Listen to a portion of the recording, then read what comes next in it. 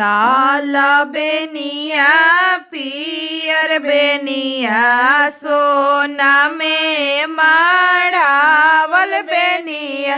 लाल बेनिया पियर बेनिया सोना में मढ़ावल बेनिया।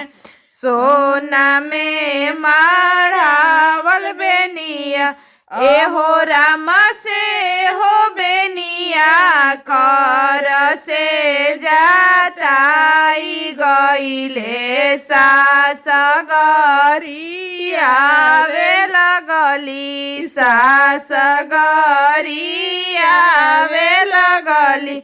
एहो राम से हो बेनिया कर से जाताई गईले सास गरिया वे लगली सास गरिया वे लगली।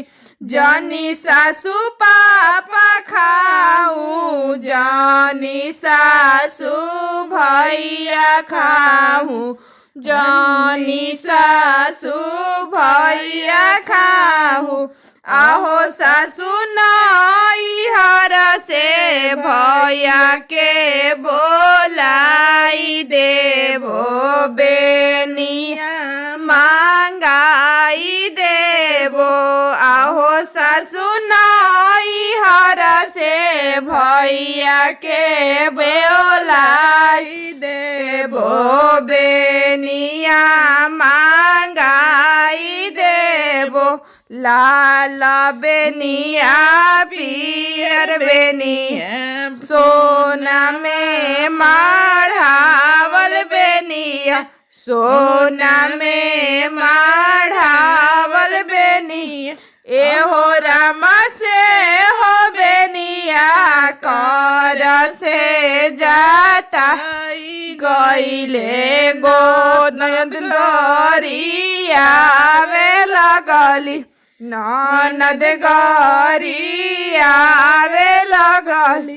जनी ननद पापा खाऊ जनी ननद भाचा खाऊ जनी ननद भैया खाऊ। आहो ननद नैहर से चाचा के बोलाई देबो बेनिया मांगाई देबो बेनिया मांगाई देबो। लाल बेनिया पियर बेनिया चांदी में मढ़ावल बेनिया। एहो राम से हो बेनिया कर से जाता गईले गोतिन गरिया वे लगली गोतिन गरिया वे लगली। जनी गोतिन भतीजावा खाऊ नाही मोर भैयावा खाऊ।